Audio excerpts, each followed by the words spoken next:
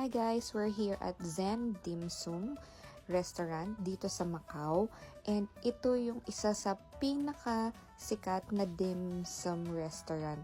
And dami nilang branches dito sa Macau, like 7 or 8. So, ang mga food nila dito is like parang Tim Ho Wan, mga dim sum, tapos may noodles, may congee, may rice meal din. So, this is how we order. So, pipili ka ng number and food mo, and then you will put and write the quantity dun sa box. Ayan, syempre, marami po akong orderin kasi gutom na gutom ako niyan. So, ito yung facilities nila. Ang ganda, very modern, bright yung color. And, syempre, hindi natin makakalimutan yung best seller nila na orderin. Yun yung may peanut sauce.